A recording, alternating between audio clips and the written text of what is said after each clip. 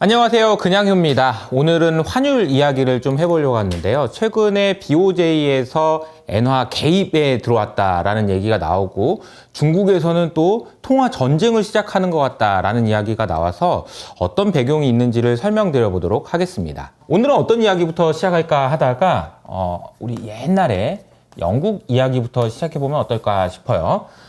우리가 영국의 파운드화를 공격한 소로스 이야기를 해보려고 하는데, 이야기를 시작하려면 1990년 7월로 들어가 봐야 됩니다. 이때 당시에 무슨 일이 있었냐면요, 독일 통일이 있었어요. 그래서 동독하고 서독이 이제 합쳐지게 됐습니다. 자, 근데 이제 고민이 있는 거죠. 자, 동독하고 서독하고 합치는 건 좋은데 동독에서 쓰던 돈하고 서독에서 쓰던 돈이 좀 달랐을 거 아니에요. 그래서 동독 사람들이 야, 이거 나 가지고 있었던 거 마르크화로 바꾸려면은 어떻게 바꿔줄 거야? 이렇게 얘기하니까 니네 쓰는 거 지금 별로 그 돈도 아닌 것 같은데 이거 어떻게 바꿔주지? 막 이렇게 얘기하다가 서독 사람들이 동독 사람들에게 통 큰 양보를 합니다. 그래, 그냥 1대1로 바꿔줄게. 돈은 1대1로 바꿔주고 자산은 2대1로 바꿔주는 그런 통 큰 결정을 하게 됩니다. 이렇다 보니까 무슨 일이 생기냐면요, 예를 들어서 동독과 서독의 경제 규모 차이가 한 10배 정도 차이 난다라고 하면은 서독에서는 예상하지 않았던 이 통일이라는 것 때문에 통화량이 갑자기 크게 증가하는 일이 생기게 되는 거죠. 돈이 너무 많이 풀리게 된다라는 겁니다. 이런 상황일 때 무엇이 걱정될까요? 인플레.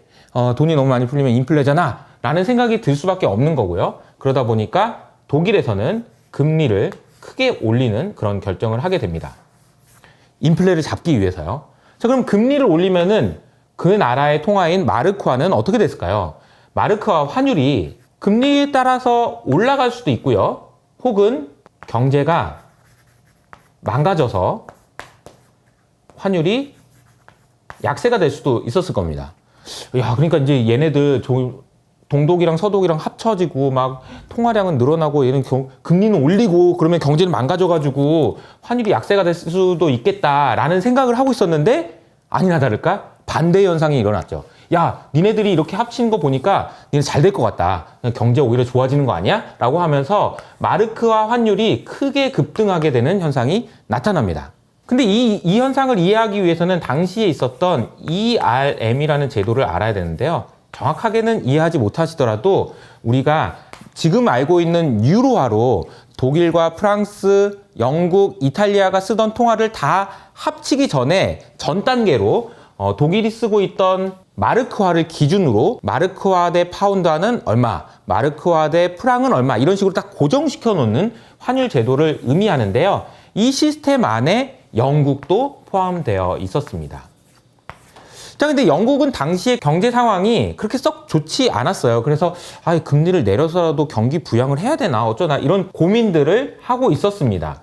그런데 서독과 동독이 통일하면서 마르크화가 갑자기 강세를 보이니까 영국 입장에서는 돈이 계속해서 마르크화로 가고 영국의 파운드화로는 안 오는 현상들이 나타납니다. 요 정도까지 이야기하고 나서 나타나는 사람이 있죠? 바로 소로스가 되겠습니다.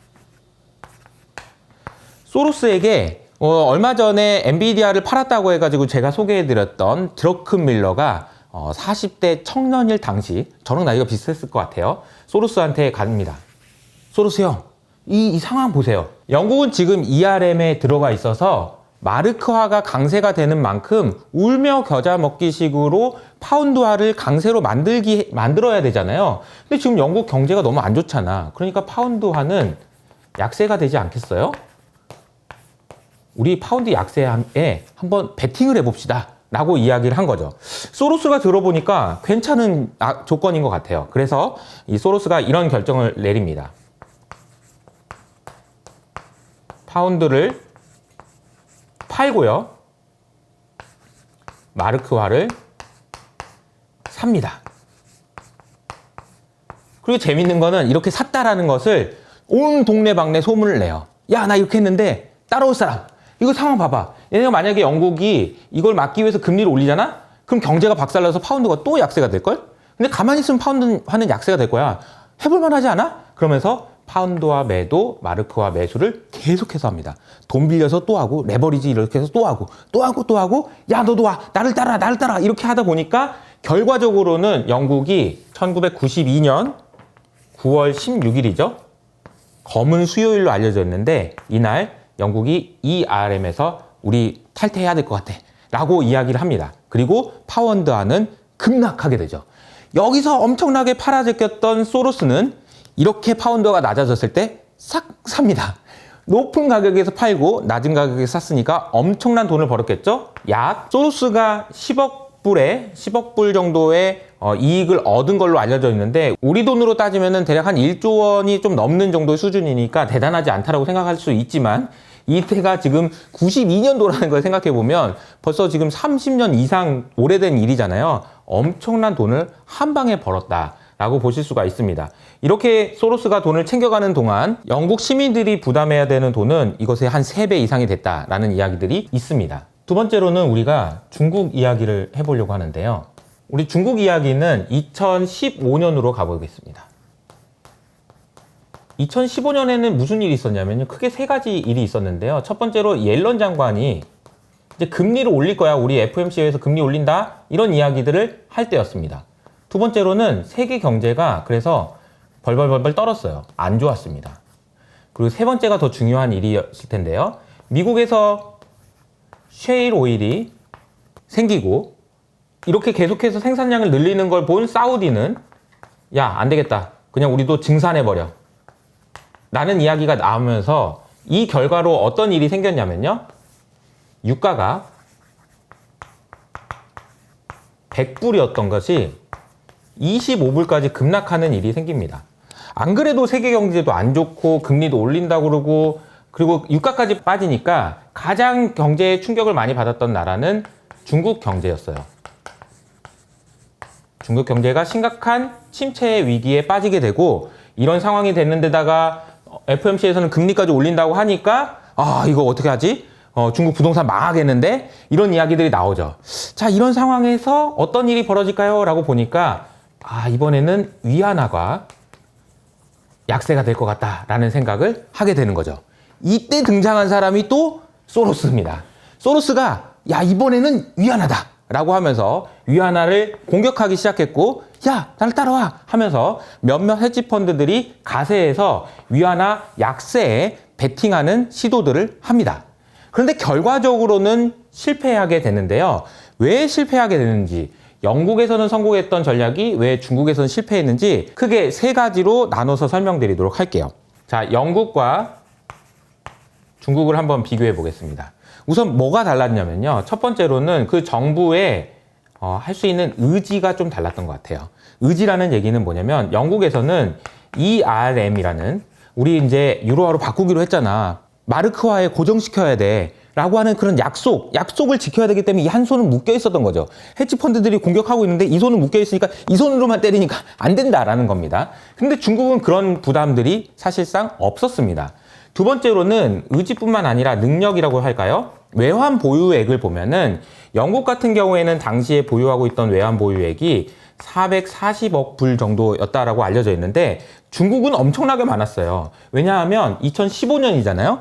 2008년부터 금융위기가 터지고 나서 사실상 전 세계의 수요를 담당하는, 그리고 공장을 담당했던 것은 중국이었습니다. 그러니까 중국에서 물건 만들어가지고 해외에다 판 다음에 뭘 받았을까요? 달러를 받았죠. 그리고 그 달러를 고스란히 쟁여놨습니다. 그 돈의 규모는 약 3조 달러라고 알려져 있는데요. 그러니까 돈이 너무너무 많았어요. 그러니까 중국을 공격한다라고 했을 때 중국 당국 입장에서는 야, 우리 달러 많은데? 달러 한번 팔아버려? 위안화 약세를 만들겠다고 베팅한 애들 한번 골탕 먹여줘? 이런 생각을 할 수 있다라는 거죠. 그리고 세 번째로는 개방성이라고 볼 수 있는데, 세 번째로 영국에서는 개방이 돼 있었어요. 그래서 소로스가 야, 나를 따라와 그럴 때 와, 따라갈 수 있는 애들이 굉장히 많았던 반면에 중국에서는 개방이 덜 돼 있었습니다. 이렇다 보니까 소로스가 따라오라고 그래도 중국에서 지금 야, 장부 너 누군지 이름 적어 이러니까 막상 따라가려고 할 때 따라갈 수 있는 힘도 약했다라는 거죠. 마지막으로 결정적인 한 방은 뭐였냐면은, 중국 정부에서 위안화를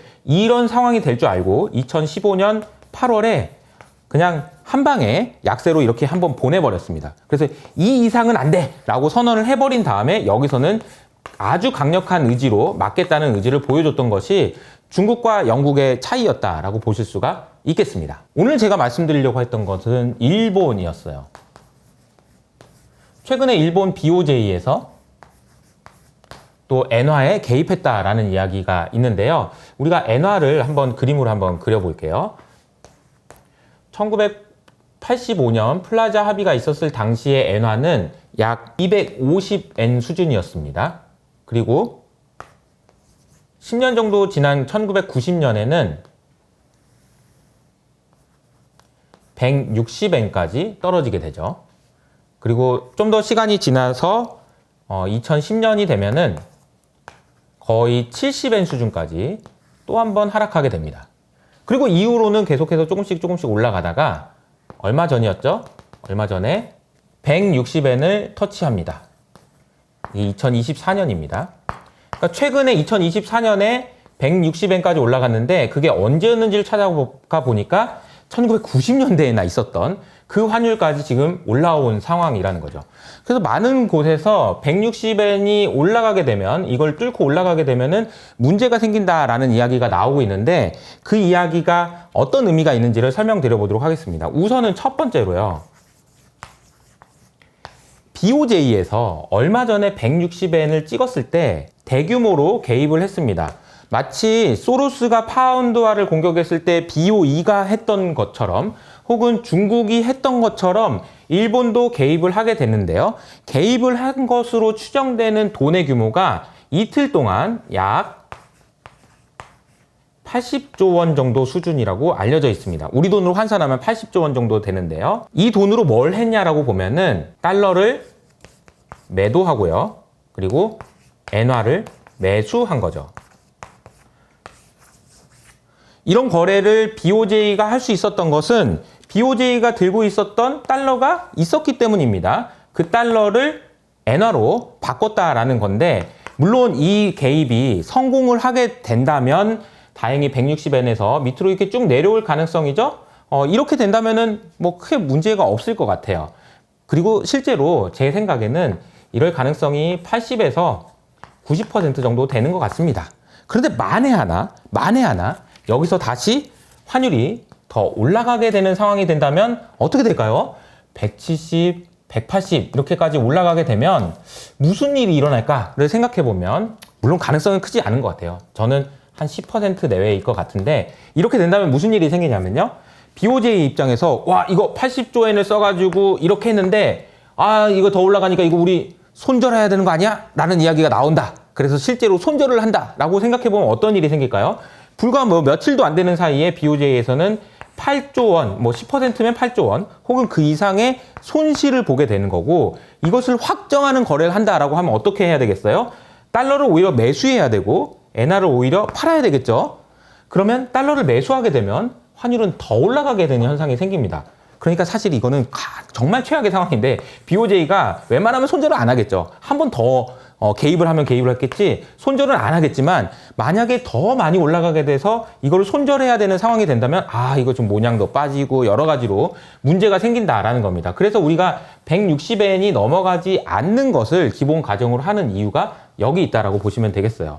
두 번째로는 1990년대 영국 이야기를 했을 때는 독일의 통일이라는 시대적인 환경, 그리고 ERM이라고 해서 유로화를 쓰기로 했던 그런 당시의 배경이 있었고, 중국에서는 이러한 2015년부터 이어졌던 큰 배경이 있었다면 지금은 무슨 일이 일어나기 때문에 엔화가 이렇게 약세인 건가 라고 생각을 해보면, 이거는 여러분이 잘 알고 계시는 FOMC 회의에서 자꾸 금리를 안 내린다고 하니까 달러가 지나치게 강세가 되고 있기 때문입니다. 이 달러 강세가 얼마나 지속되느냐가 사실 이 흐름이 이쪽으로 가느냐 이쪽으로 가느냐를 결정짓는다고 보시면 될 것 같고요. 계속해서 달러 강세 압력은 미국의 물가가 잡히지 않는 이상 세질 수 있을 거기 때문에 혹시 모를 가능성에도 우리가 염두를 해둘 필요는 있는 것 같아요. 마지막 세 번째가 좀 흥미로운 포인트인데요. 중국입니다. 이 상황을 알고 있는 중국은 어떻게 대응을 할까요? 라고 생각을 해보면, 중국도 지금 이미 경제 상황도 안 좋아, 부동산도 안 좋아, 여러 가지 안 좋은 데다가 제가 지난번에 말씀드린 대로 중국에서는 지금 제조업을 다시 한번 부흥시키려고 하고 있는 상황이니, 야, 이참에 그러면은 중국 위안화 약세 한번 보내버려볼까? 이렇게 생각할 수 있다는 거죠. 이 얘기는 어제 블룸버그 뉴스에서 중국에서 아무래도 통화 전쟁을 다시 한번 시작하려고 하는 것 같다. 경쟁적인 통화 절하를 시도하는 것 같다라는 이야기를 했는데, 야, 이렇게 되면 어떤 일이 생기냐면요. 위안화가 다시 한번 크게 약세가 되고, 엔화도 따라서 약세가 되고, 원화도 따라서 약세가 되는 현상이 나타날 수 있어서 중국의 선택이 어떻게 되느냐에 따라서 굉장히 여러 가지 시나리오를 쓸 수 있다라는 거죠. 물론 앞서 말씀드린 것처럼 물론 더 높은 확률로 이게 내려와서 안정되는 시나리오가 더 가능성이 높긴 하지만 혹시 모를 확률 이렇게 올라가 버려서 난리가 나면 어떡하지? 이런 생각들도 사실은 우리가 생각은 해두는 것이 필요하다라는 의미에서 오늘 이 설명을 좀 드려봤습니다. 그럼 이번 저 사태를 BOJ가 좀 잘 막아낼 수 있을까요? BOJ가요 역시 좀 음흉하잖아요. 그래서 이번에 개입을 이렇게 많이 해놓고도 말했다고 개입했다고 말도 안 하고 있어요. 숨기고 있어요. 니네들 어디 한번 더 우리 돈 얼마나 있는지 모르지 막 이러면서 음흉하게 지금 하고 있기 때문에 제 생각에는 그리고 BOJ가 혼자 하고 있는 건 아닐 겁니다. 뒤에 연준이 도와주는 부분도 있을 거예요. 그래서 아마 이게 위로 올라가는 시나리오가 크지 않다라고 생각하는 이유도 여기에 있다라고 보시면 될 것 같습니다. 오늘 영상이 좋으셨다면 구독과 좋아요 버튼을 잊지 말아 주시고요. 저는 다음에 찾아오도록 하겠습니다. 지금까지 그냥이었습니다.